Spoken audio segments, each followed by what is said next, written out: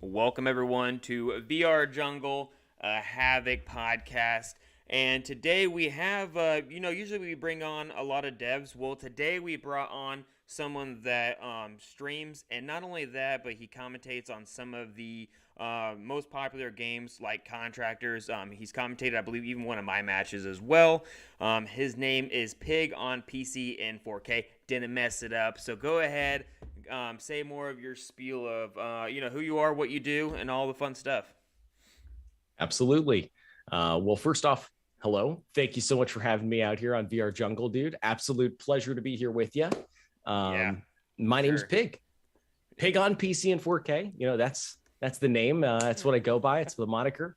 Yeah. And it's the old alias. The old alias, is that your alias that you just started as a kid and you're like, this is what I'm gonna stick with? No. This came out of the woodwork at random about 2.5 years ago when I was playing Call of Duty, actually, and there's a bunch of trolls in the lobby, and one day I was just like, man, I'm getting shit on. Pardon my French, but I'm getting messed up here. I'm getting messed up. Yeah. Oh no. Ladies and gentlemen, boys and girls, all of a sudden you've got the best of the best of the best when it comes to the Call of Duty eSports action, and he's just right here with you. And it became a character all of a sudden, and I was like, I need a name for this guy. Yeah. I love Frankie on PC and 1080p. He was a great DayZ player. Mm-hmm. I've always gone by Diabetic Guinea Pig. I'm going to be Pig on PC and 4K. Yeah. Okay. So, you had a little backstory to it and stuff. It's like, so do you feel when you put on that tag, that name, do you feel like you're a different person? I think it's like 50%, maybe 30%, 40% another person. I don't know. It's a little interbreeding of character, a little bit of me, definitely, for sure. Mm-hmm. I think that the high stakes energy, the extremism of the entire persona is, definitely something I add to, obviously embellish the effect of having a seriously competitive event, even if it's obviously not the most competitive event. Like the other day when we were testing out this new game on Steam VR. It's a free game, Rock Life. The Rock Simulator. That's right. Rock Life, the Rock Simulator. People are, I think it's like people don't want to make new ideas. And people want to make new ideas. They don't want to fall back on old ideas. Like they don't want to keep remaking the same stuff. And just Rock Simulator, just in the same thing in mind, they just made a game with a squirrel that will literally rob you at point blank with a pistol. I think I've seen that one, and I honestly, I think I contacted the developers to be like, hey, listen, sign me up first. No. Yeah, I definitely want to be a squirrel chasing around with a pistol. And it's like, they have that game, like you're just a feline the whole entire time. So yes, I was just thinking about that game. Yeah, and like so cat or something. Yeah, and so something like that for sure. Or is it just felines? Is it just called felines, maybe? No, it's mittens. Mittens. No, I don't know. So there's a famous guy on TikTok. He has like some disabilities and always makes like these crazy things where people are like, I can't walk, and he just like looks at me. He's like, I'm a crippled, and he always brings humor to himself. Small guy? He's a smaller guy, with glasses. Yes, I love that guy. They made him a cat in there, and he's like, this is crazy. I'm a cat. No way. Yes. If you have to look it up, it's a very interesting thing.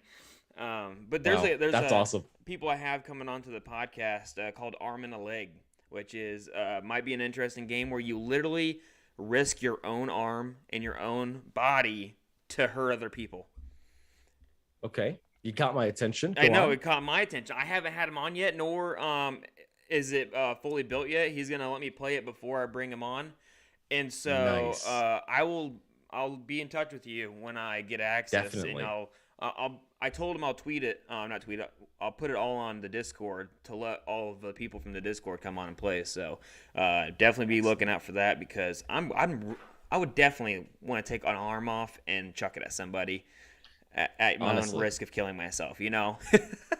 If I could take my own arm off, I think the best weapon I could have at hand would be my hand. And so if I could just take my arm off and then hold my arm from like maybe the base of my arm. Yeah.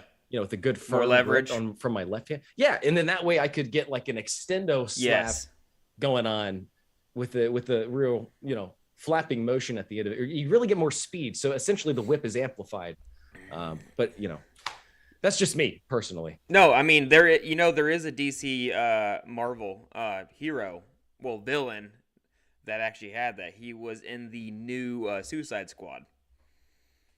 Sounds like my hero. Yes, definitely my hero. So, but anyways, let's talk about some VR as we talk about other games and stuff like that. So before we get into the commentating, I know that you also have you also stream as well. How often are you doing that? You going more towards commentating, or are you still trying to find that type of balance of doing it all? So I think I've got a fun balance right now. I don't think I would change a thing, honestly, with the schedule we've got right now. I think we've got a great one. What I do right now is I basically intertwine commentary with our community nights, with our gaming nights and stuff like that. So let's just say maybe I'm doing a game for Contractors Virtual Reality Esports League or something. I might do that game on a Thursday night or on a Sunday night. Sunday Fun Day Esports Ballapalooza is something that we like to fool around with. Yeah. And we'll just have that be a part of it. And then, maybe that's the first 2-hour chunk. And then right after that, we'll say, hey, listen, guys, let's go have some fun. Let's jump into the game ourselves. We'll get the community involved. And that's really also where I get to, be that character that is PigOnPCin4K, and I'll get out there and, I'll bring the commentary to the players. Yeah. And I think that's kind of where it all originated as well with Call of Duty, was just like forcibly making the esports action happen in your ears without regard for if you asked for it. And, I don't know. That's just kind of the way our community rolls. We just join a lobby and we just absolutely kind of mob it and have like an esports just all-star action style game, and we get the best of the best players who join us too, like that's between awesome. God of Shinobi, like I don't know if you're familiar with Shinobi, but he is solid in the game of Onward. Honestly, one of the best players out there in Onward right now, and he proves it every single Tuesday night because we do a custom Onward game where we keep track of players like kills and deaths and all that stuff. And then we got like people like Fog Cabin and TVG Dog comes out, Toxic Boss, I'm just naming off a few people that I can think of off the top of my head. But some players who were known for being solid, just randomly joining in with random pub players, and me and the gang, you can imagine it's chaos pretty quick. Oh, for sure. especially when you got like TVG, if you get him all worked up in there, and especially if he's even had a taste of alcohol, he's all over the place. He'll match your energy really quickly. We definitely enjoy some bevies. So you had a life before VR then, right? You played some Pancake esports stuff. You mentioned Call of Duty. Yes, absolutely. Got the origins out in Call of Duty. I'd say my actual all-time gaming origins stems from early Vice City days of Grand Theft Auto, and then played that game eventually. For hours. Yes, and then eventually what really sparked the whole multiplayer side was Grand Theft Auto San Andreas. Those of you who were OGs of the game will remember on PC, you had an amazing mod for you way early called MTA, just ages ahead of its time, where you had full custom GUIs and just everything completely customized about the game. The point is, yes, man, that game and Arma, boom, origins right there. Call of Duty later on in life. And then once I got that VR headset, honestly, that kind of took over. Kind of ruined. It ruined Pancakes for the last 5 years. I come back every once in a while to Pancake games just because I really enjoy Assassin's Creed, Valhalla. They came out with some really nice DLCs. I really like playing those games. Call of Duty not as much, because if I want to play Call of Duty, I'll just get on Contractors. Exactly, same. But it's done for me. Unless they make something really good, they made a new game right now. It's made by Epic Games, and it's still in beta, and it's called Rumble something, and it just came out. But I'm really enjoying it, just to kind of cut loose from VR for a second. But you're literally a wrestler running in through town, no guns. You're just beating the shit out of each other. Literally, like, I like that. you can do upgrades. You have to open up a book. You can learn new skill moves while you're like that's your power up, and then you just like basically take protein powder and other things to increase your damage and health, and then you just go around wrestle people until you win. This is probably the best time I've had on a Pancake game in forever. Okay, yes, send me the name of that one because it might be a good community game. Honestly, I enjoy playing Brawlhalla a lot. Oh, I love Brawlhalla. I don't know if you've seen that one. Yeah, just a good like romp about with the bros. You know, after a few drinks, maybe you can't stand up in VR anymore. Maybe you just stood up in VR too long. Yeah, I don't know. I definitely know that, and I can't find it. There's a couple nights where I got on Contractors on Friday, and I probably shouldn't have. And I also was playing around with I got my gun stock in finally, and Nice. I was just like, I started playing Caliber first.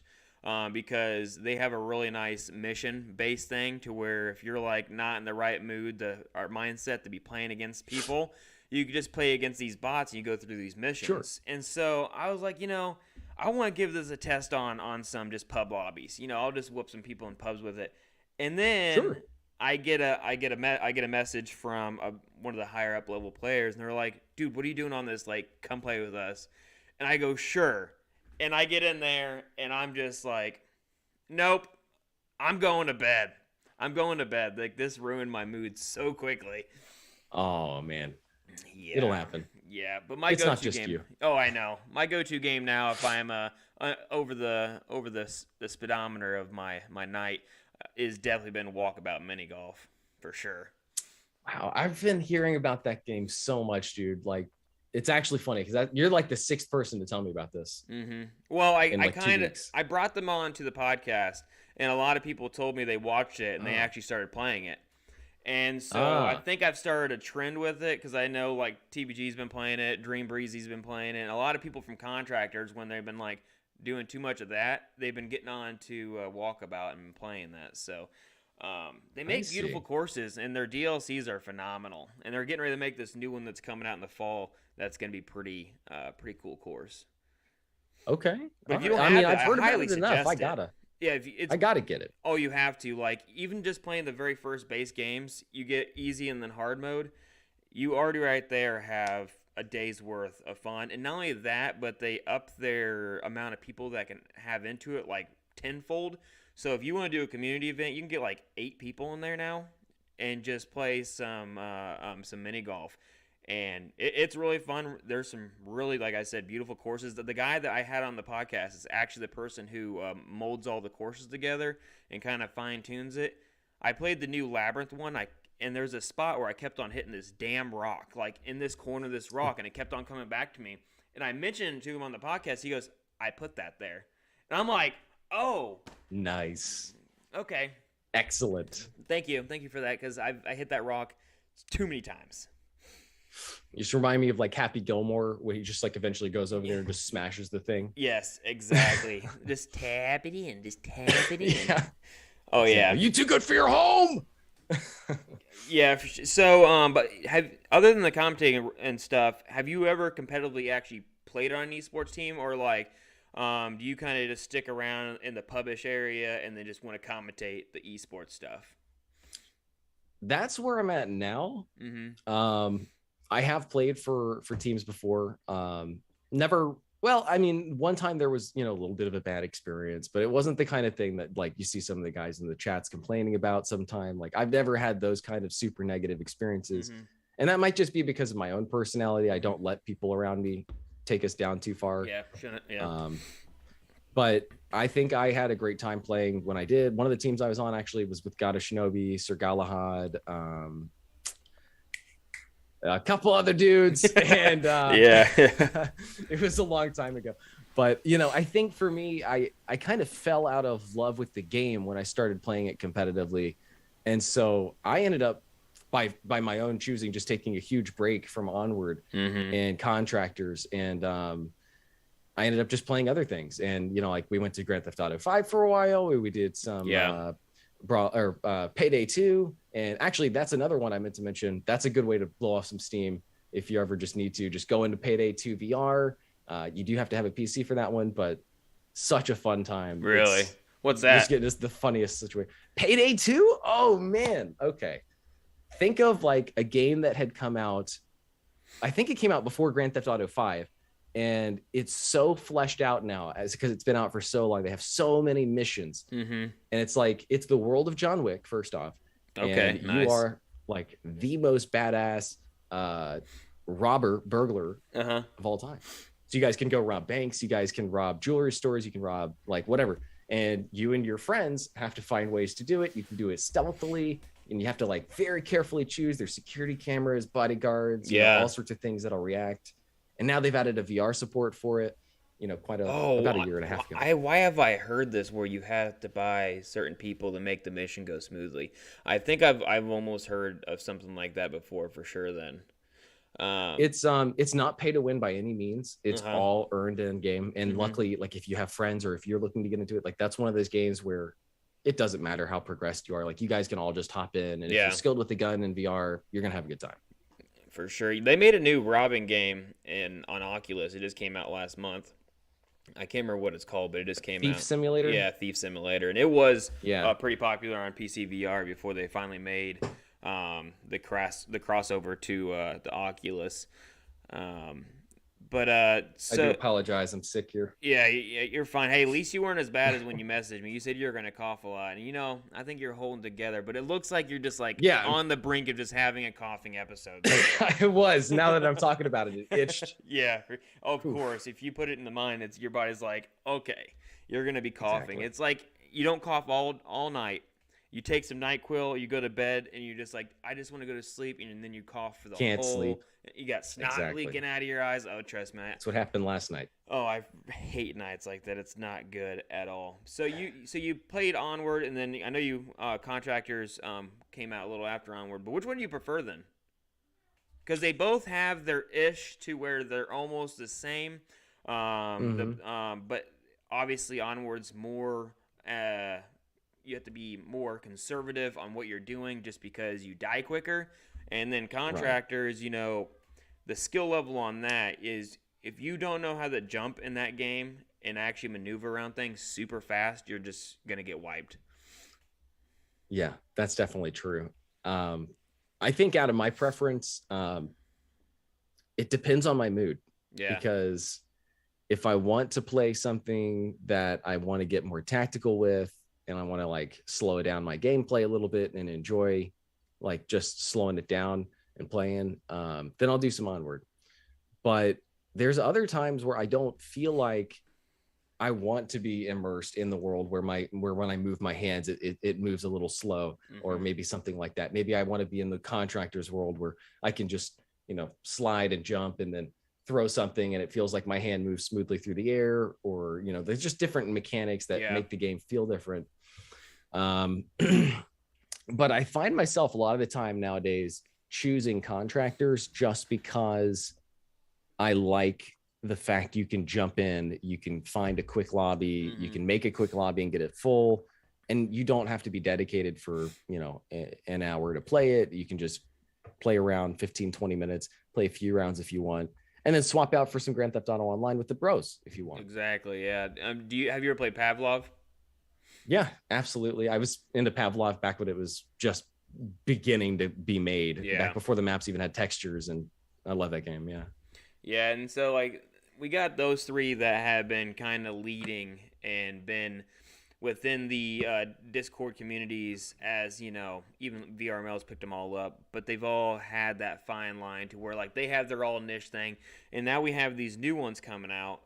Just for instance, we have VREL that's coming out that is going to be, as we already see, and how much money in their crowdfunding they have is going to be huge, just on the basis that I think they got so much funding that they have the world on in their hands right here to do whatever they please to make this game as good as possible, and that's scary. And then another one is Ghost of Tabor. They're almost in the same scenario. Well, they're right here, and they're two separate ideas, even though if you look at those communities, there's still a divide line of this, but there doesn't need to be, because Ghost of Tabor is going to be it will have its type of esports thing, but it's going to be what I've heard of, the rumors, is going to be more battle royale-ish type thing, Mm-hmm. and then Valve is always going to stick to its 5v5 type structure matches, you know? Yeah. So with those, like, what do you think the leaning of esports, you know, because this is all going to be in speculations, even though Vale's doing their tournament this year in October in Miami, it's still not fully released yet. You know, these games fully won't be released until Q1 of 2023. Which one do you think there will be a dividing line? You think there's going to be people that will pick one over? Like, for instance, Ghost of Tabor, it will be on the Quest. And I think a lot of people to Vale was like, you're going to lose a lot of people because you went to that. But, you know, I understand why they did it. They got to make a beautiful game with no problems, you know? So what's your opinion on those? Well, I think that Ghost of Tabor and Vale are probably not even really in the same ballpark for a lot of guys like myself. For me, I'm going to play Ghost of Tabor because I want a game similar to Arma, similar to DayZ, where I can survive. There's a risk, and it goes on for more. There's more of an end game than what happens in the next 5 to 10 minutes. Yeah. And so that's always had its own very niche style of coverage in the media side of esports. And I think that it's always been more of a lesser watched bracket. It's definitely not something that you would see like 40,000 people tune into, is like the DayZ survival challenges and stuff like that, you know, with Psy Syndicate, Frankie, and people of that nature. But yeah, it definitely is out there, and it sparked an entire category of games that are survival. So I think that Ghost of Tabor is going to have its own niche, small but there esports side. And I think more so than anything, their community will be based on survivalism, friends and foes, factions, you know, things of that nature, forming amongst the community. Yeah. And then as far as Vale goes, I have gotten to test the game, and, you know, I like the aesthetics. I like the way the game moves. Which is very important to me. I can't play a game where I feel like I'm moving in like a bed of water, if that makes sense. Yeah. Like some of those Black Ops games came out, and, you know, you move your character around and it felt like your character was jelly. Yeah. I don't know. Yeah. Vale didn't seem to have that, which I thought was great. It felt like it had a normal atmosphere. As far as if I think it will be a massive style of esport, that I still think games such as probably Echo VR, you know, are going to beat it out. I think as far as shooters go,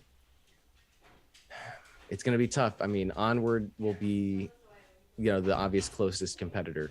Really? And I think so. And I think that there's just so many similarities in between the games that it's going to attract a lot of the same audience.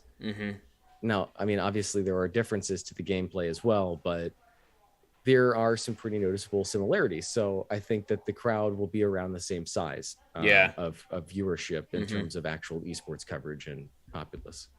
Yeah, for sure. And like the one thing that I've noticed though is that as small as VR is, man, people are pumping out games left and right. Like, it is nutty. And it's like, I get it, eventually it will grow, but man, it is, you know, obviously there is that time where it's like, hey, where's a new game? And all of a sudden it's like, next thing you know, they announce 5 new Oculuses. You know, they have the Pico Neo coming out. Other headsets are going to be start riding off of the MetaQuest headset, because, you know, that's what a lot of people don't know, though, is that MetaQuest made a great product. So now all these people are going to take that product and make it their brand and say, here you go, buy it. And I think it's just going to create just a hellfire of all these games that are going to be only made for this one, only made for this one, and they need to stop that now or they're going to ruin VR. You know, it's like there's within a small community, there's 4 to 5 first-person shooters. It's like you want all these people to play these games, but you have all these different play styles. People aren't going to go and play them all. Like Onward, you know, I liked it, but it was too slow for me. Pavlov, I liked it, but the community was not the greatest. And then Contractors, it's like, this is Call of Duty. I like it. You know, Picasso, I like it. You know, type stuff like that. So it blows my mind, and that's why it'd be interesting in the next 5 to 10 years which games survive. Like in my opinion, I think Onward needs the second one to come out. I think there's a lot of things within the programming that needs to be fixed. It still lags here and there. I don't think it's as bad on PC VR. I'm talking more of standalone headset has its issues because it was not made for that integration. You know, they definitely had to chunk it together. They didn't have a huge timeline on that either. Dante's team did a really quick job on that, and I mean, they got a great product out of it. But yeah, I agree. I think if Onward really would like to stay on top of the market, then and Onward II has always been speculated and tossed around in the community, and there's been lots of shutdowns of that by their teams. But I think that would be a great way to stay on top of the market, would be to release a second version with the groundwork and just totally laid out for both versions. Which I'm surprised they don't. They have Facebook's money, which is confusing. You know, they have the funding to do it. Funding. You know, right now Facebook owns it, but they're not. When's the last major update that really made an impression on people? Yeah, I mean, they've come out with some really good updates, like for maps and you know, graphic. Like, there's not been a graphic overhaul update in my eyes. Like they've improved some things, but I'm talking about like a full overhaul on things, getting things updated to run better on Quest, to run maybe with even different textures on PC. Like you see some games doing, where they'll literally give you almost an entirely different game if you're on the PC, but the servers are interconnected. The map layouts are the same, you know, so if you walk into something no matter which headset you're on. It's just the textures and items are different. I'd love to see stuff like that be integrated with the game, because it's an original. It's one of the first ones out there. Oh yeah, for sure. It's definitely the first ones out there. And we have Olin VR in here, and they said that you're the hype master of esports casting, you know, and so he's gonna give me a nice little segue with that comment, and I want to talk about the esports casting and all that, and for like, what made you so, you know, obviously the personality, and you got your name that you said that you used to make that casting voice, but for one, how'd you get into it? 2, like, how would even someone get into it? And 3, do they have to have their own persona? You know, like, do they have to have this? They can't be talking like this. Here comes the next play, unless we're talking about Golf Plus. And so we'll get into that as well. So yeah, go ahead and spiel about how you got into all this and how to even do it. Okay, so this is how you do it. You got to no. All right. So to answer question 1, you know, I got into it by goofing around in Call of Duty on the PC before I really got into VR. And then once I got into VR, I just naturally started jumping into lobbies with Onward and VR chat and stuff like that. And I would just commentate things that were totally needless, you know, like just people like spawning back in, and then maybe like they're prepping like a Molotov or something. And I'd just be like, and back here in the barracks, you've got one of the best of the best when it comes to Molotoving action out here on the August 15th Onward eSports action board, baby. Look at him like that.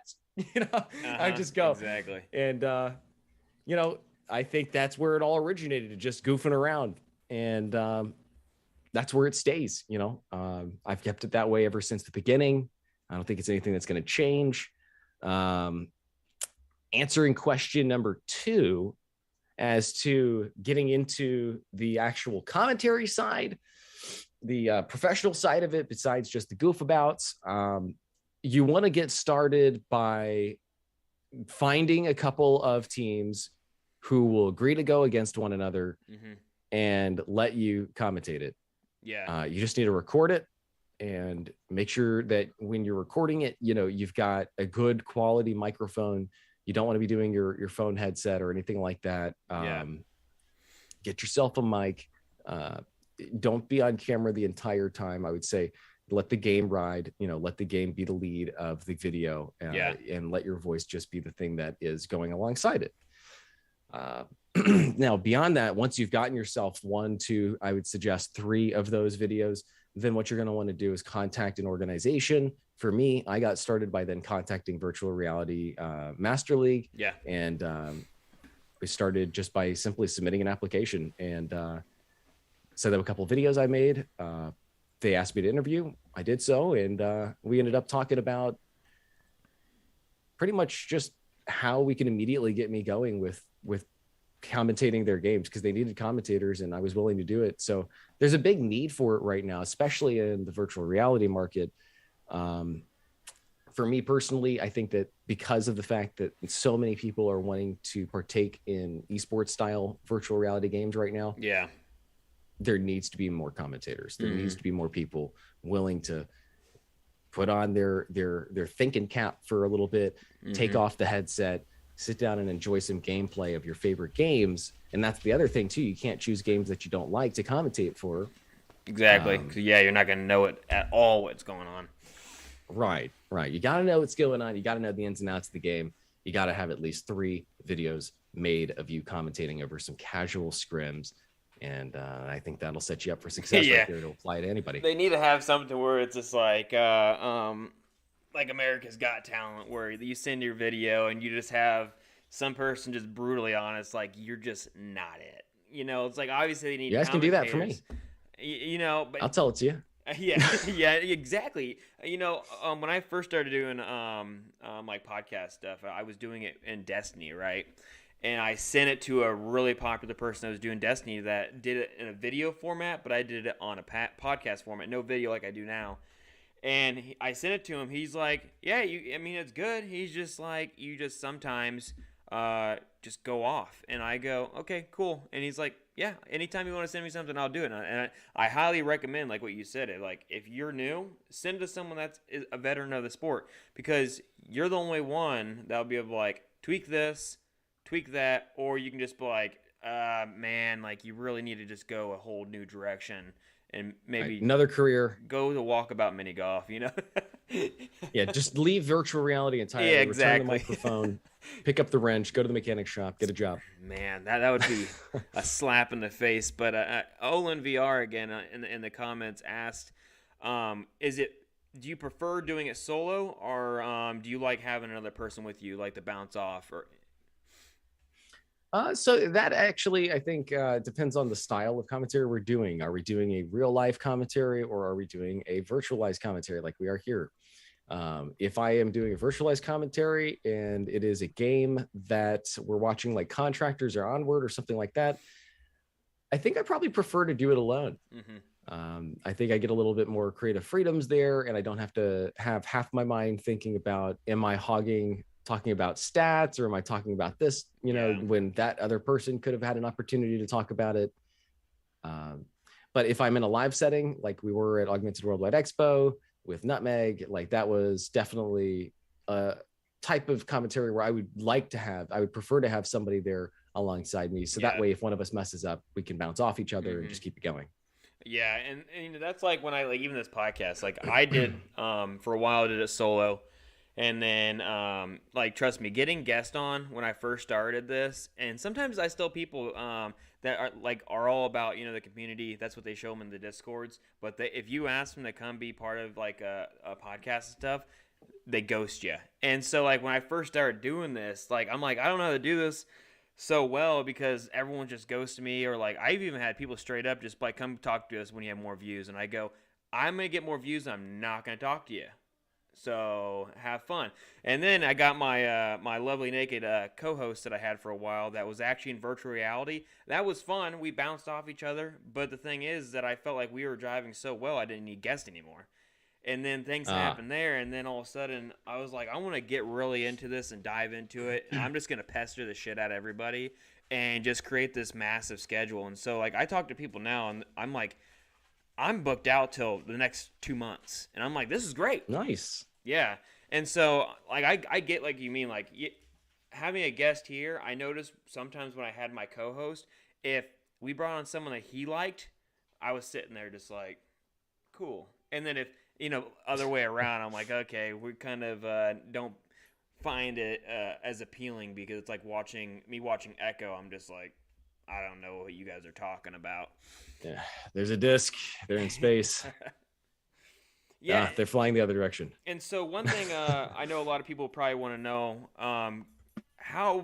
what type of like hardware do you need? Do you need a decent PC, streamable PC? Like what is the graphics card you need? Obviously, you said mic. You're gonna need good picture quality, which comes with your GPU and stuff. But what do you think the minimum specs to get into this? I think at this point you can still get by with a 1080, with a Elgato microphone, with a Logitech, nothing fancy, just like a Logitech. I think it was a what's mine 90 something, and it's the one I'm using now. Streamer Element. I don't even remember, guys. It's all on my page, but I will talk about that later if we need to. But yeah, for sure, guys, all you really need is a 1080 basic graphics card that's still going to put you at least in enough power range so that way you can just broadcast while you watch a desktop version of the game.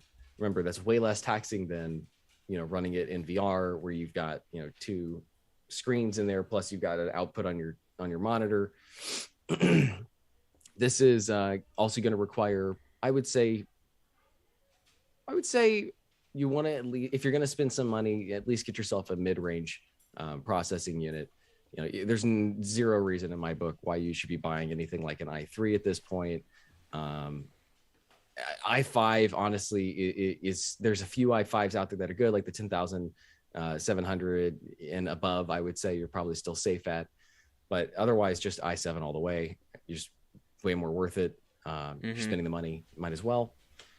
But combined, I think that those mid-range items plus the decent mic, you should be able to handle running most games in a desktop environment and be able to cast. But beyond all that, most importantly, you've got to have a stable internet connection as well. Yeah. Oh, yeah.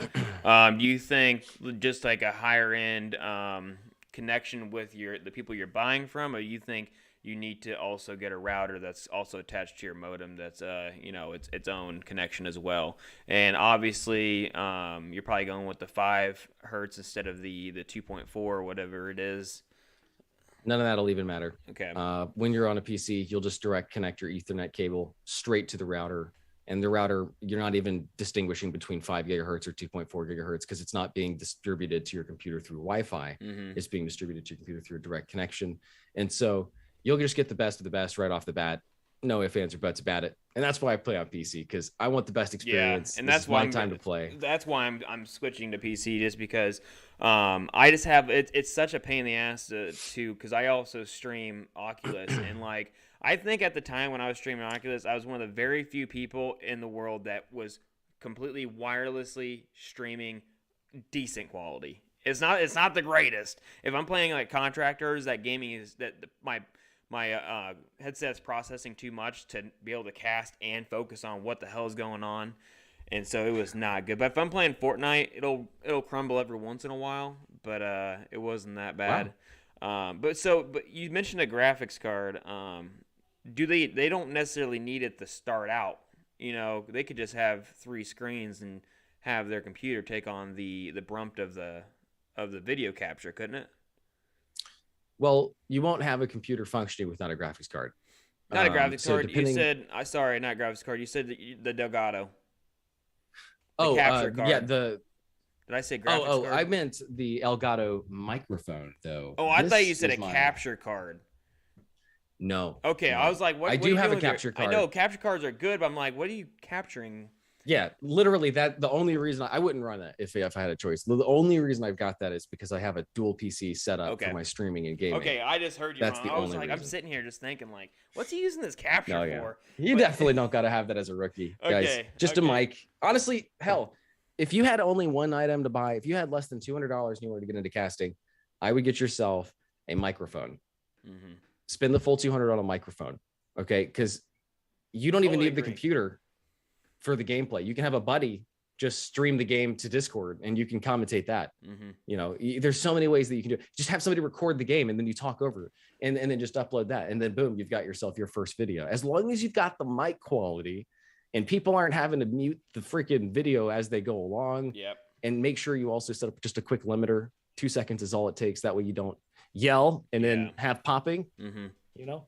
Yeah, and that's what I've noticed with mine. I have not the greatest headset because I was just like, I just want to get something that was better than me talking through this really quick. And so eventually I will be getting a better one, because sometimes people say they hear like crackling coming out because I think it's just a shit product, but you know, it happens. And the one thing that I really want to know, besides what you need for the build, like how much are you studying each team to know their names, pronounce the names, to even know their play styles? And also to add to that with Olin's VR question, do you recommend ever popping into actual team commentations, like their actual comms?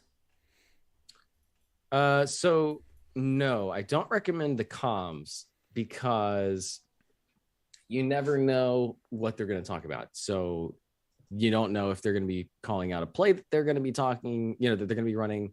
You don't know if they're talking about possible locations of their enemies.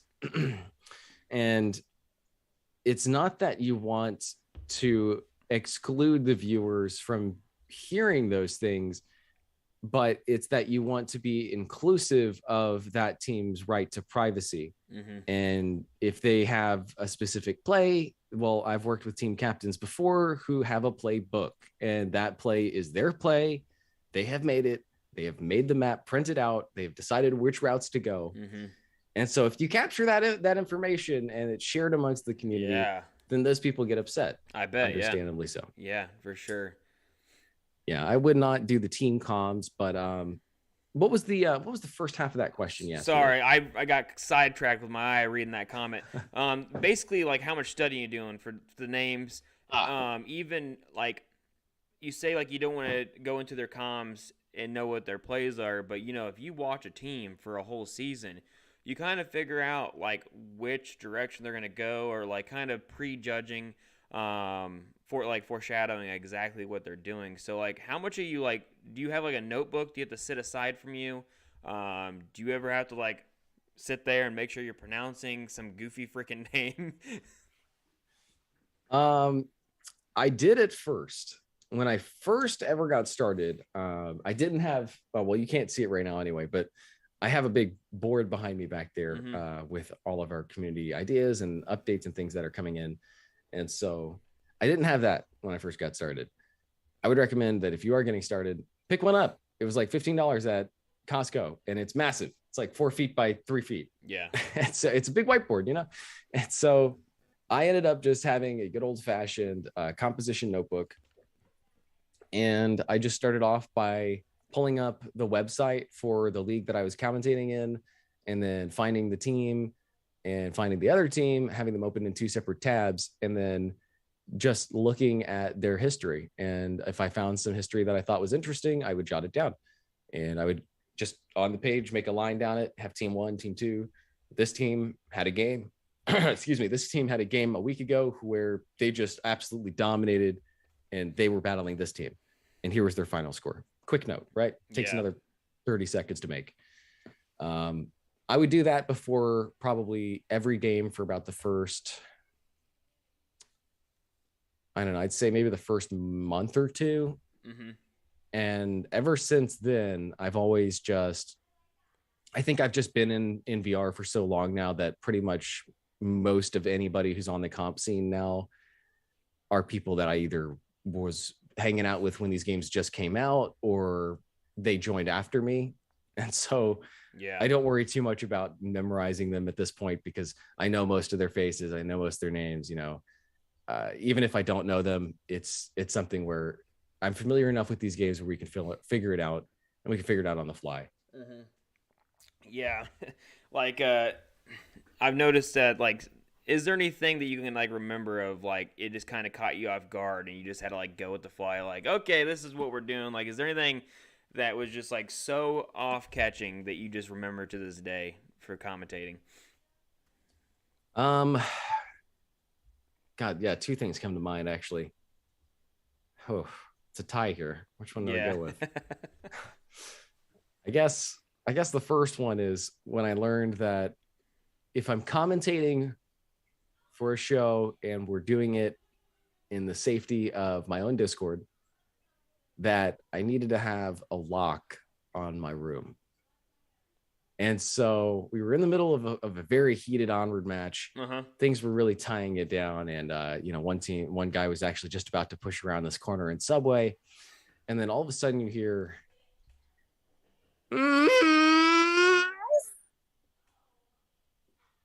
nice, long, drawn out moan. Yeah.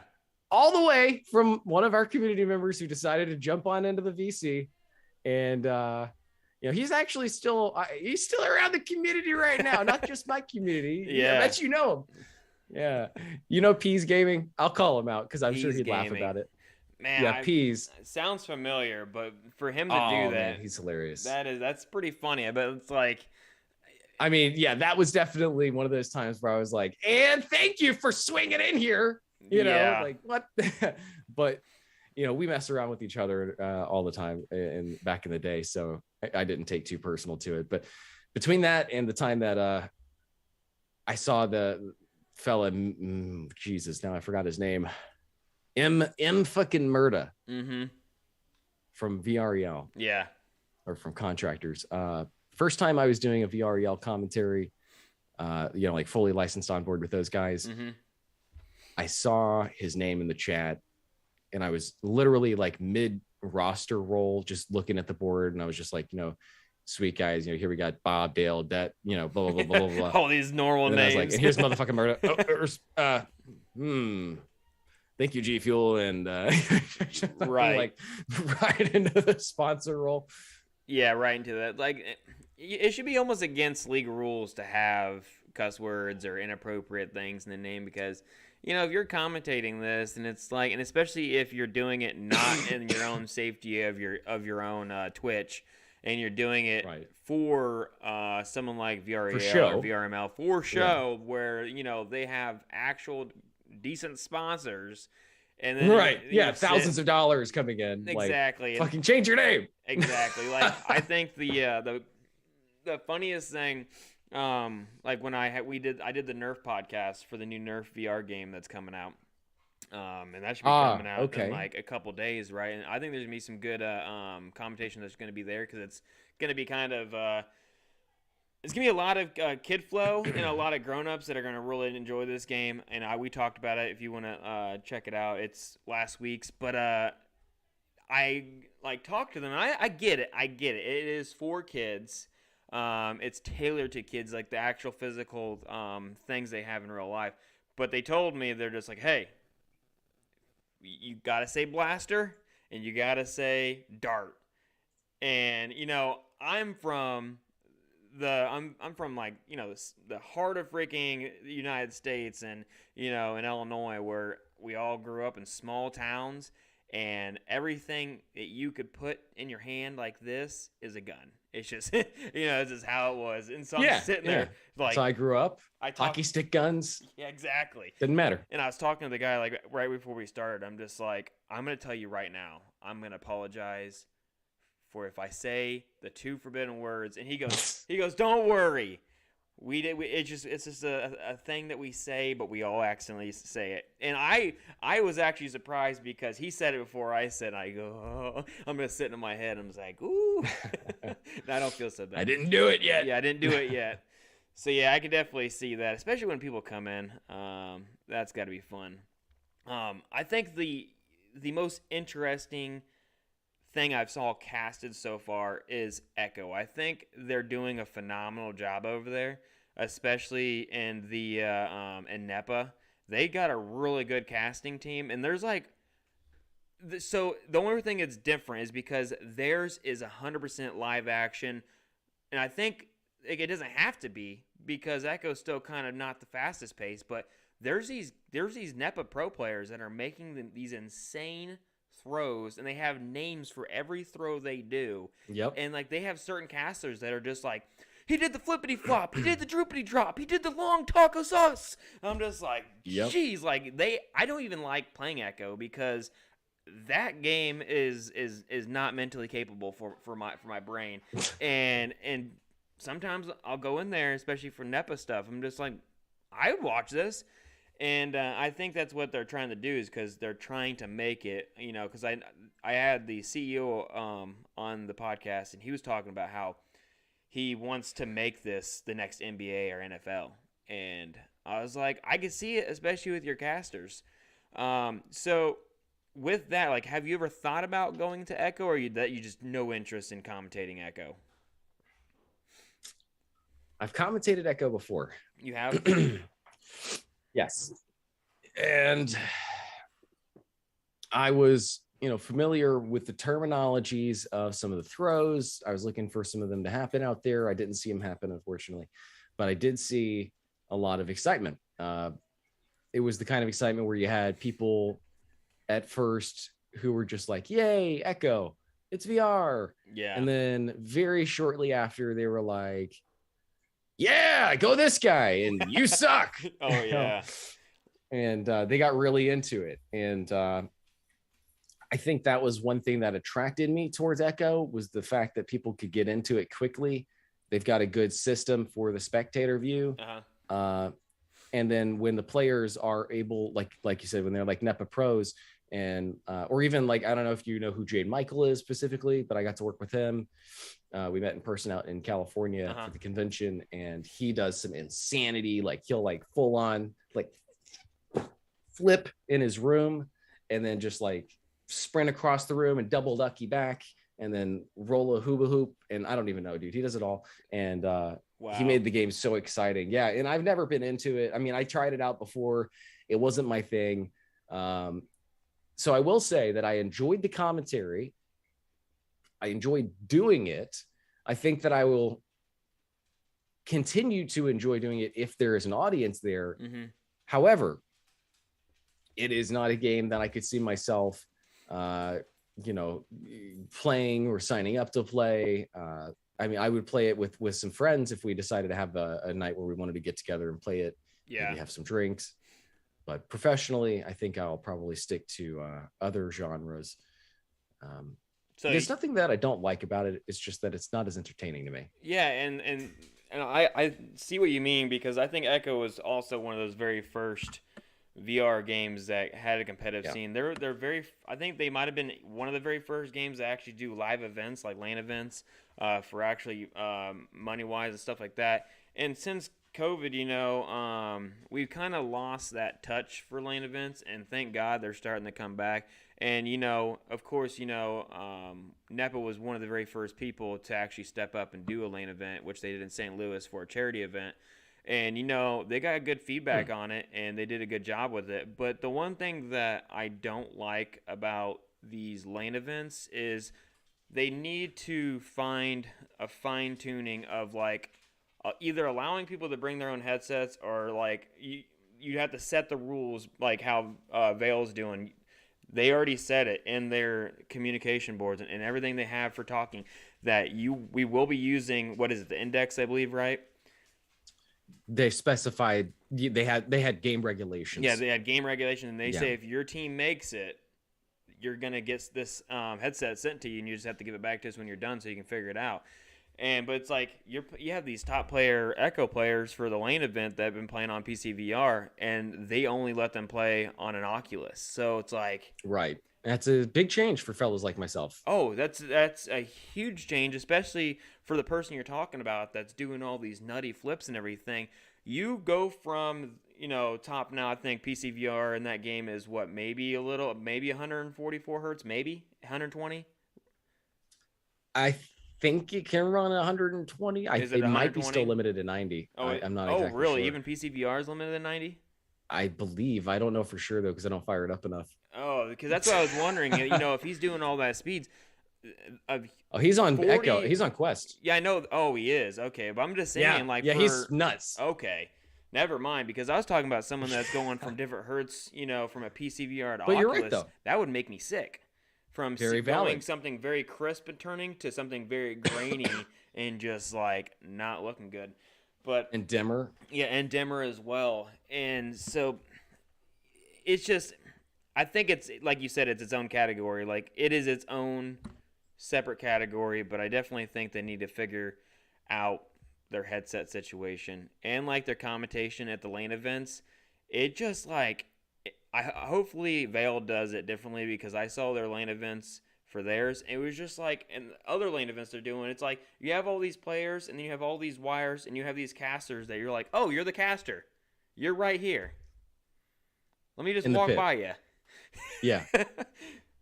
Down there in the jungle with the rest of them. Yeah, exactly. And I think they just need to be like separate in like a boardroom. I understand you want to see it all alive and stuff, but I definitely think when you're commentating, you should be completely away from audio noise, any type of obstruction and stuff like that.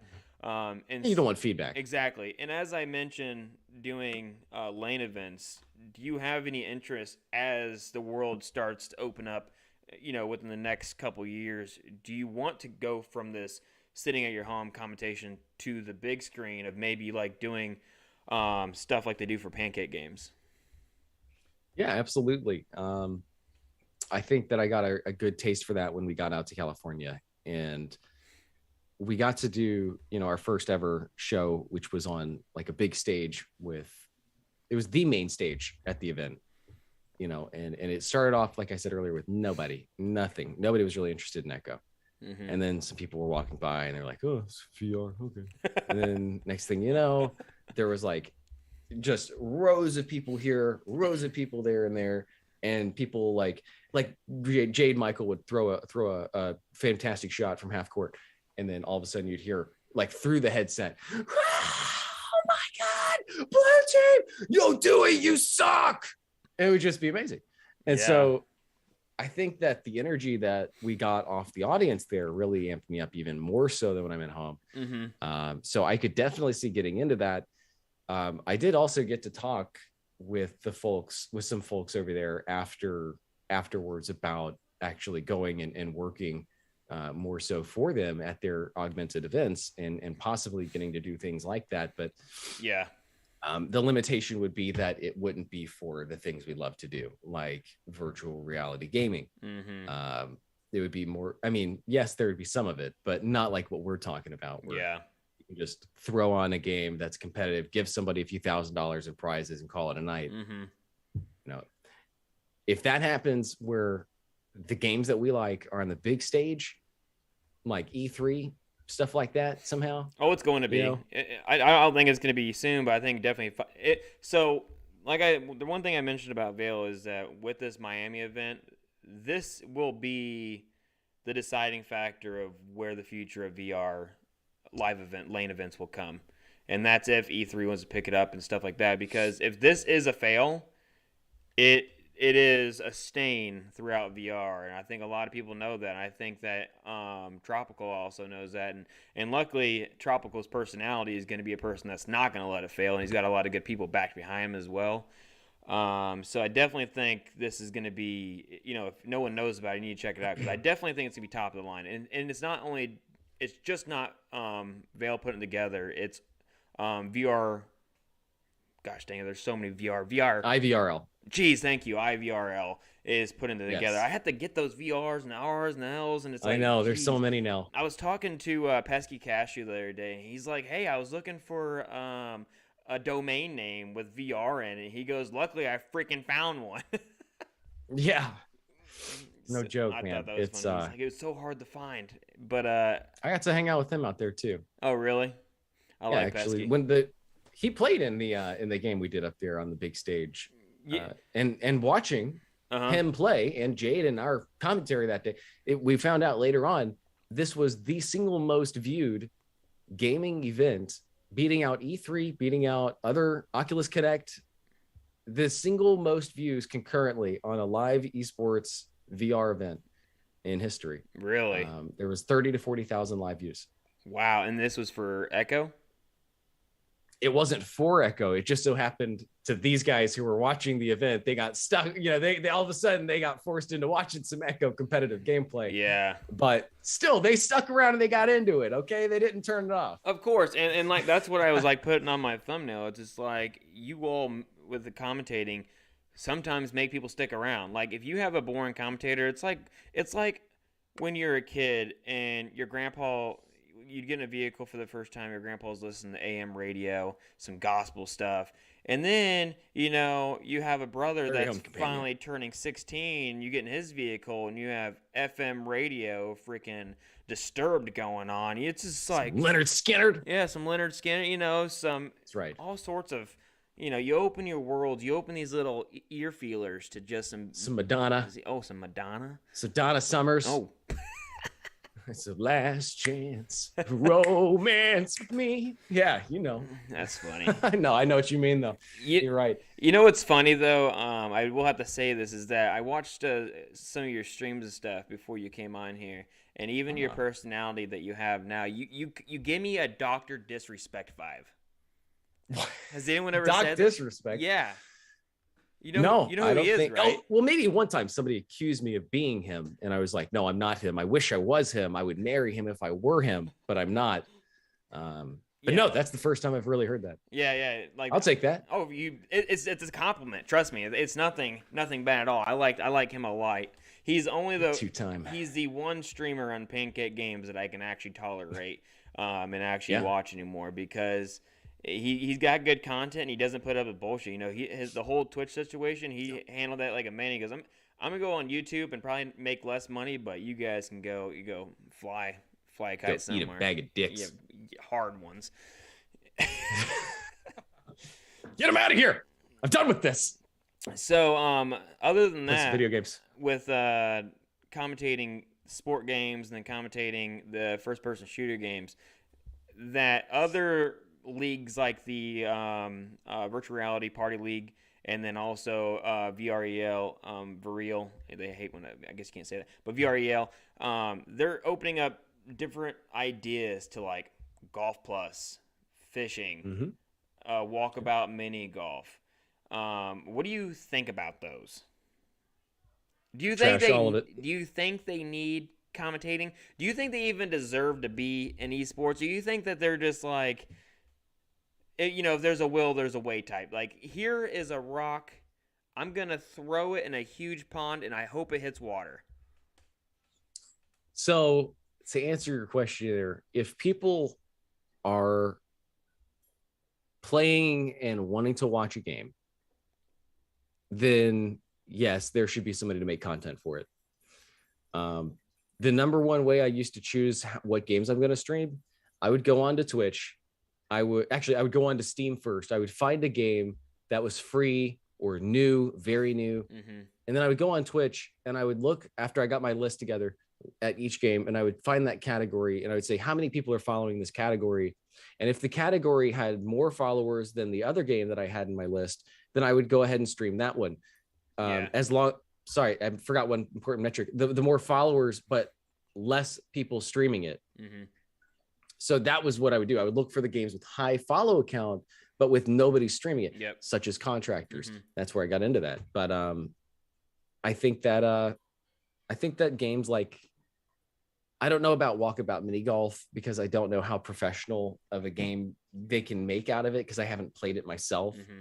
But I do know games like Golf Plus, where it sets the stage for a professional environment of, this is his stroke. This is the distance he got. Here's the power behind it. This was a backswing. I think that these are things that I've talked to them about this before. When we were out there, we sat around a campfire and we argued about this for 2 hours. I was like, we need commentary for Golf Plus. And hang on one second. And we need that commentary. Thank you. I'd be like, dudes, imagine the chagrin on somebody's face when they're like, oh, golly, it's been a long time since I've seen somebody knock some balls. Let me tune into some golf. And then they tune in and it's virtual reality esports league, and they think it's going to be a preppy little golf experience. And then it turns out it's like, and that son of a gun whales the golf ball 245 miles down the road. And then next thing you know, he's got a hole in one, sand trap for that son of a bitch. And he is now DOA crying to his mama.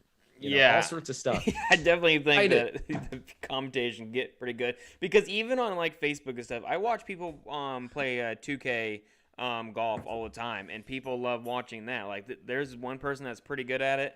He has a nice little English accent. Who knows if it's real or if it's played on, but he's pretty good at it, and he'll get like 40, 50,000 views at a time. Yeah. I believe it, dude. One person just playing a boring ass golf game, 40 to 50,000 views. It surprises me. And so, but the thing is that Golf Plus did a really good job, and not only that, but they got sponsored by PJ, which also is allowing them to open up to better courses, better development teams, even bringing on other teams like the 2K team that is also, I believe, sponsored by PGA. I don't know about that one. Don't hold me to truth to that one. But they get to use real life courses, which I think when it comes to commentating and also playing in a league, even though I was told in the leagues that you can't force them to buy a DLC, I will tell you, I'm not even going to say who told me that, but that's wrong. It's wrong. If you're good at the game, you're going to have every DLC, period, point blank. That's my whole opinion, and that's how I see things. Like, they're like, we can't force people to buy DLCs. There's people that can't afford it. If that's the only game you play, and there's a new map out, and you're bored of the other ones, and you're really good at it, you're going to find a way, put your leg out on the corner of the street. You're going to find money to buy that DLC. You have... I've done it myself. Exactly. You're going to do it. And so that's my whole opinion on that. And so, like, just like Golf Plus. Oh, nice toe. And for all those foot lovers out there, Piggy is showing his piggies. Damn right. Yeah. Speaking of those kind of viewerships or sticking your legs out on the street, man, that's something I was talking about the other day is it's very difficult, you to collect a good viewer base for things like this. And so, like, something I've always tried to do to collect that myself for my own streams is constantly coming out with new things. Yeah. Like trying to constantly update things. So like one week you might be able to be watching the show just like us right here, right now, and have me be a giant eggplant. And every time I turn my head, like I jiggle, and then the next week, maybe there's like an all new 3D mesh and you can now apply like John Cena, his face over my face, lip synced, while at the same time I'm running a banana in space. You never know. But like I try to add these things constantly to keep on that edge. But then at the same time, boy, oh boy, have I thought about inflating a damn hot tub, taking off my pants, turning that camera on over behind me, and letting that just chatting button ride and see if I can get those thousands and thousands of views that everybody else seems to get when they go live with a fucking hot tub stream. Yeah, that reminds me of TikTok right now. There's people that will go live sleeping and they get a hit. Yes. They get to pay for noises and stuff. So, like, they'll be sleeping and they'll be like, wake up. Or, like, there's this person that does the G3 podcast. I don't know if you know what that is. It's just like... I can't remember the names are in it, but there's this guy from Switzerland, I believe, that he got pulled over from the cops while he was streaming because he streams all the time and he just like keeps on his dash, not on his hands. Oh, sure. Just while driving. Sure. Well, while he got pulled over, because it was like 3 a.m, these Swiss cops were like just kind of seeing what he was doing, and because it was 3 a.m, they thought he was drunk maybe, and so as he's getting pulled over, they're coming into his vehicle, and this one person purchased $1 million in farts.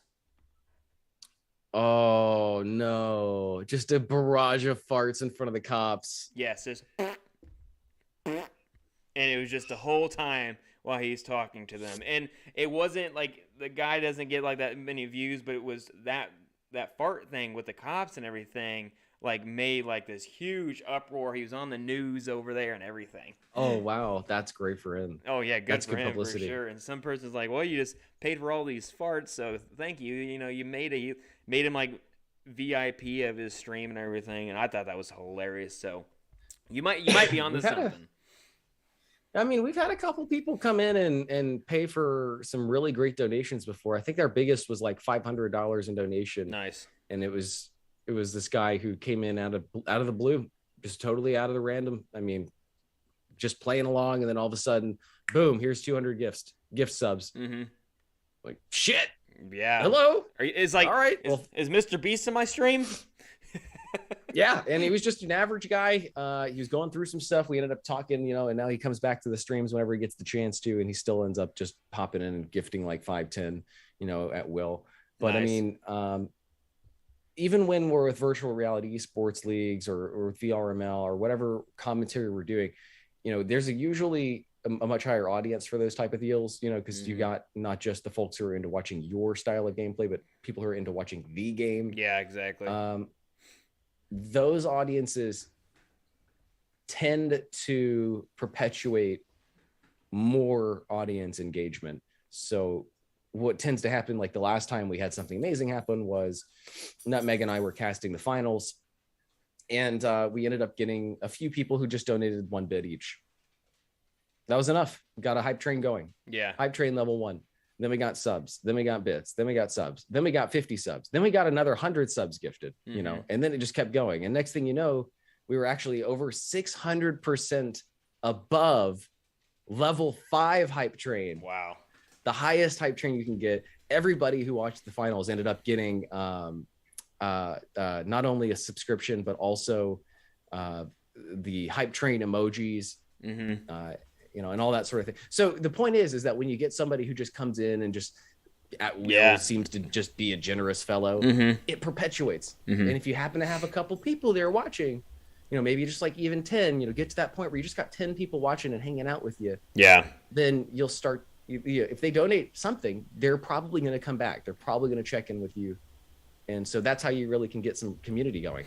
Yeah. And also you doing commentations for organizations as well also helps your own image out. Like when you're doing these things for contractors and VREL and VRML and IVRL, all those fun names, do you get to give yourself any type of free advertisement saying, hey, this, I do this, but I also do this over here? Are you allowed to do that, or do they frown upon against that?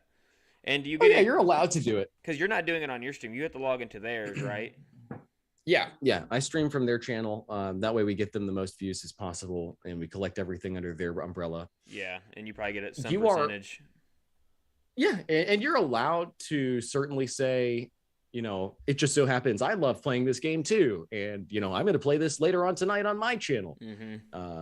But one thing that every league has said is, if you say something about yourself, remember why you're here.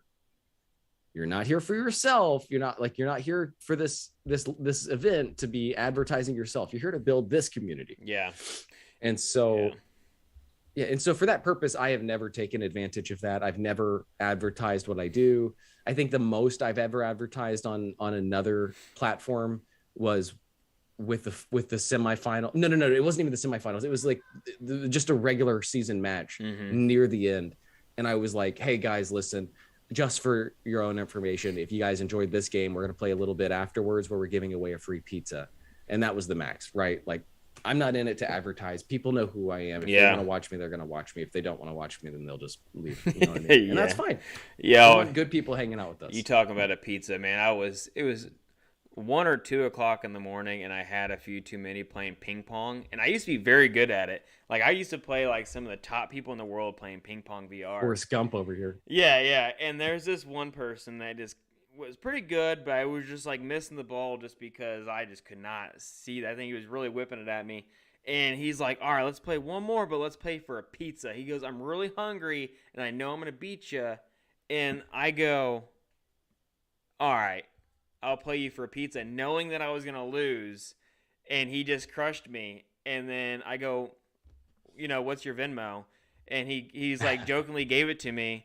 And I go, how much is a pizza going to cost? And he said so much. And I was like, there you go. And he goes, dude, I wasn't going to be able to eat tonight. You just bought me a pizza. I go, yeah, dude, go eat. I just did it because I'm just go eat some pizza.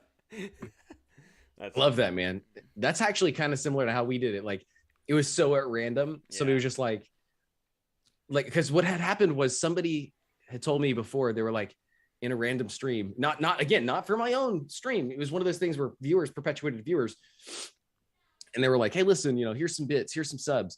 And then what would you do for a chunk of subs? Mm-hmm. You know, oh, well, I mean, I was, I would crack an egg and I would rub it all over my face sexually, you know, whatever. And so it turned out to be the thing. They were like, do that. And so, you know, we had to do that. But then fast forward and we have to do another thing, right? Mm-hmm. And so I'm thinking, what way can we keep giving back to people? People get hungry, people like food, but let's have a little fun with it. Let me order the pizza to one lucky winner. And so I'll show you what happened, because it was great. It was great. I mean, we called up the Pizza Hut out there in the most random of locations too. Like I'm not going to give the guy's city away, but it was just out in the middle of nowhere. Uh-huh. And so the guy who we ordered it from was just like, yeah, do you know this is the Pizza Hut located in Bleep? I was like, yep, I am well aware. Yep, someone on my stream is a lucky winner. Yep, that's exactly what it was. And so we told him, listen, man, here's what we want. And I think they delivered quite well. Nice. I'm going to share that image with you here, but go on with our questions while I find it. Eh? Yeah, and oh, man, you got me thinking about pizza, and I'm hungry now. Gosh dang it. But yeah, when you're talking about like not being able to like communicate like your actual thing, when they're like, hey, you're here for just us to build our community type of thing. That's why I really enjoy doing this, because I bring people on that like yourself and like some devs that are completely underviewed in their Discords. Like, yeah, they might be a big top name in their Discords and their community, but they're only dealing with the bullshit. You know, they're only dealing with like, fix this, fix that, what's the new gun, what's the update. They're never going to sit there and actually just like talk, you know? Right. And not only talk, but to get to know their people. That's like when I bring people on, like, I could care how many views you have. I don't care what game you have. If you're an indie game and you haven't even released your game yet, I don't care. If you want to sit here and give me more content and more days to do this, let's talk, because I could talk all the time, especially about VR. And so it's like, that's why I tell you, like, people like come in, talk about everything you want. You can get free advertisements for days. Like, let's just, you know. And so that's what I love about doing this. And that's what stinks, when other people are like, here's the commentator, but that's it. Like, they should have a commentator section and all the locations where they can actually find you, you know? And I don't. Yeah, I mean, I keep an AirTag actually in my wallet at all times. And then what I do is I'll keep a Raspberry Pi connected to a monitor. So that way that monitor is always looking at a specific web page. That web page is iCloud.com. It's tied into my Apple Maps. It lets me know where my Find My iPhone is pinging. That Find My iPhone pings my AirTag. That AirTag is on my person. I got that with me at all times. You got a 24/7 view into exactly where I'm at within 1 to 4 meters. So trust me, I get it. You need more locations for casters. Or were you talking about something else? People can go and find where you're at. That's creepy. No. People are on there right now just like, let's see what he's doing. Right. Well, this son of a bitch isn't home. He's doing this interview from Starbucks. Yeah, exactly. No, I think we try very hard to have a good relationship with the community. And also something that I think has really helped our Legends community like thrive versus like, I don't know, just sometimes I'll go and check out Twitch when I'm bored at night and there's somebody streaming who might just have like one fella watching them, and that's fine. Welcome aboard to the streaming game, but you got to do some things to stand out. And so one of the things I think that we do that stands out is we have a lot of satire in our community. Mm-hmm. Like sometimes you don't know if we're being serious. Sometimes you don't know if we're joking. Yeah. And if you're one of the pubs, if you're one of those victims who just happen to be in the lobbies that we join in, like, I mean, you're hearing some crazy shit. Like you might just be sitting there like, oh man, I just got killed again. Ah! And then all of a sudden you get us joining in and we'll be like, ladies and gentlemen, boys and girls, it's the August 15th Legends Onward eSports semifinals brought to you by Walmart, Amazon, Mobile, Apple TVs, Health, and all the rest of the sponsors coming in hot and heavy with the top prizes. And then they're like, oh shit, I'm in the wrong lobby. I'm so sorry. I'm sorry. And we're like, no. We need another player. Stick on down here, son. What's your name? Like, give me your title. That's funny. What city are you from? okay, there's $13,000 on the line right now. Get them involved in weird, random ways. Uh-huh.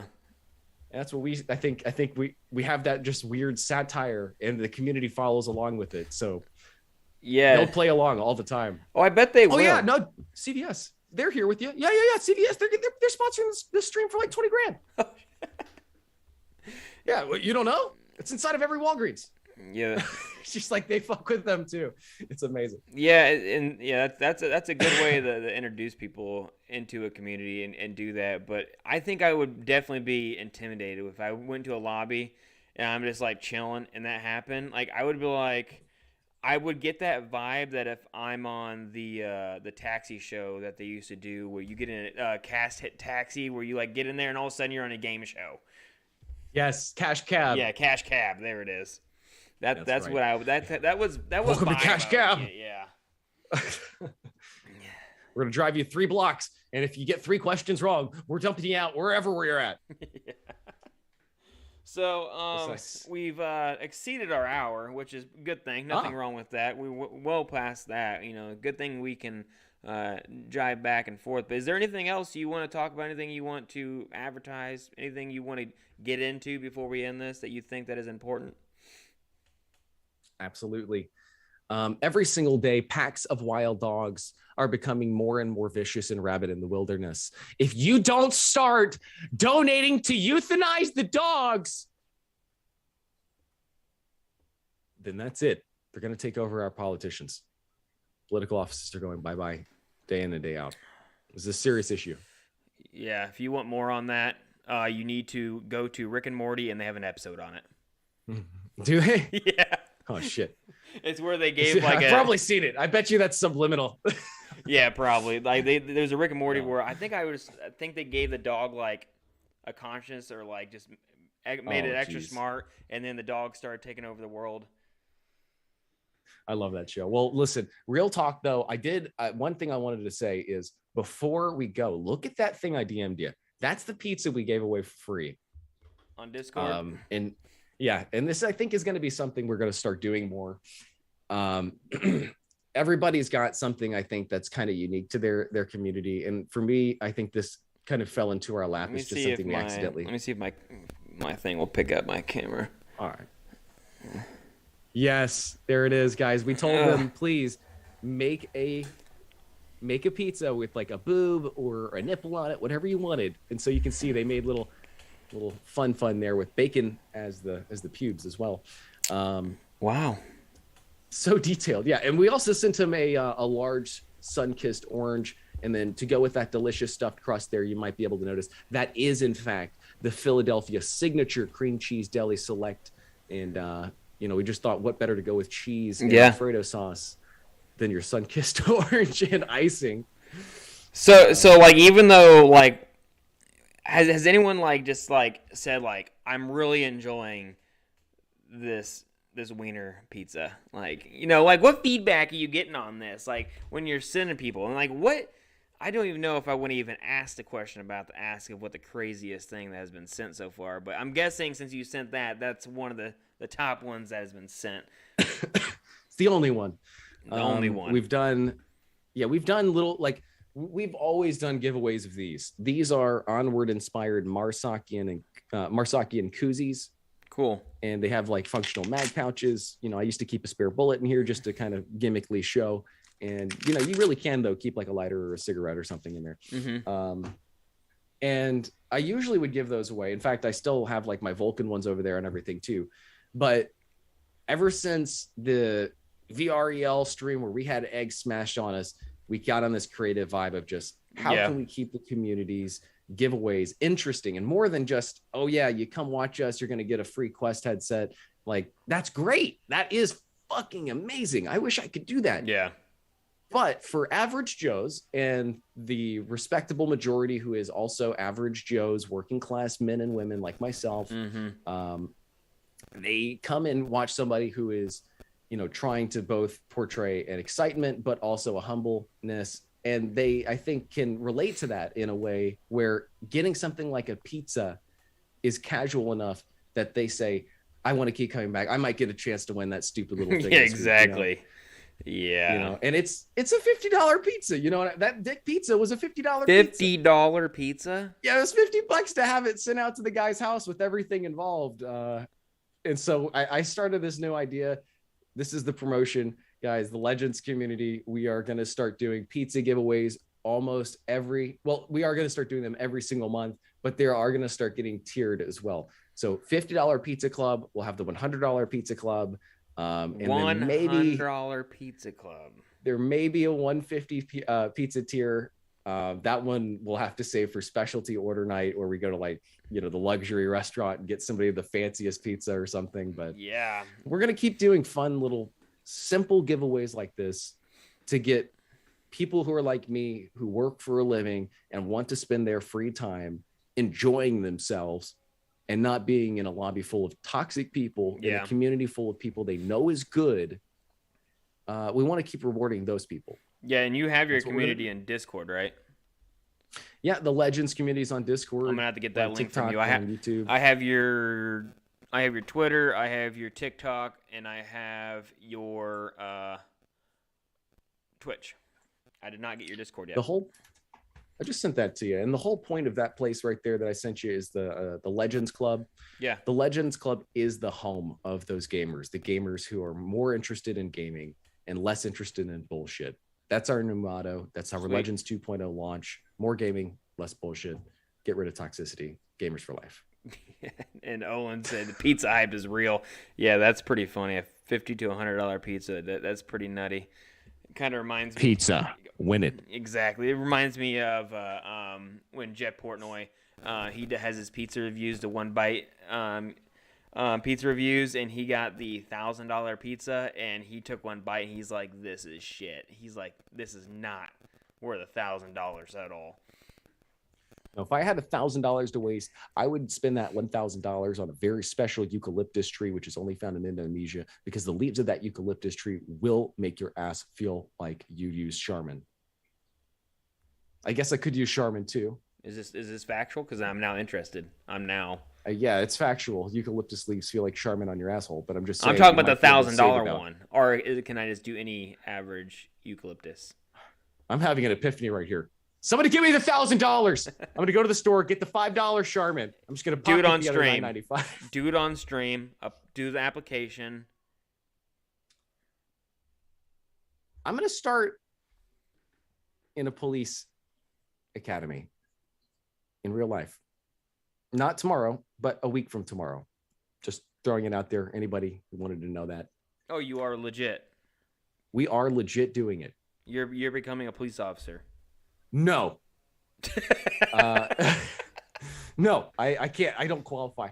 There's I'm wanted. I'm wanted as we speak. Yeah. I can't talk too much about it. 5-star level. Let's just say these Civil War bullets were put to use. Anyway, it's just allegedly. It's a joke. It's old. It's not. It's like Family Guy. Okay, it's not real. You can make the joke. Anyway. No, we are actually going to do this thing. We get to go fire off all the different police issue weapons, go through various trainings. It's a 6-week, 8-week course. But we're already into jiu-jitsu, taekwondo, the wife and I. We're already into mixed martial arts involving gunplay. So the last message I have about all this is just that if you are out there and you are into gunplay like we are, I assume you are too, both in real life and in game, then please, if you're involving yourself in the real life, make sure you're safe about it. Remember when you're gaming. Safety first. Only shoot your foot in VR. Yeah, exactly. Remember the first rule of safety: keep the fucking barrel out of danger zone. Exactly. So yeah, well, thanks for coming on. I had a blast. I'll definitely have to have you come on again sometime, just because it seems like we got along pretty well. We could chat about pretty much anything. Yeah, definitely the beginning. Next time I'll bring the girls. Start talking about some pancake games. And then my wife. Yeah. I don't know if you heard that, but I just heard my wife in the other room. No, you won't. I said, next time we'll breed the girls. And she's like, no, you won't. I plead the fifth because I also have ears that will definitely bring hellfire onto my head. So, I hear you. Yeah. Feel ya. So, all right, everyone. Well, thank you. Thanks for watching. Man, I've been on talking to so many people. Let's see who I have next week. But if you haven't watched the other ones, other than that, another thing I need to get better at is talking about like the sponsors that we have sometimes. Like definitely Olin VR. If you are interested in the games that he commentates, like Contractors, Onwards, and all that, Olin VR is a great gun stock company. I highly recommend them. And if you use the code Havoc, all capital letters, you get it 15% off, and you get a Havoc charm. Awesome sponsor. I got mine over there. I'm going to be doing some TikToks with it. Pretty excited. But next week I swear, I hope I'm not wrong. It's Ruckup VR. Have you ever heard of him?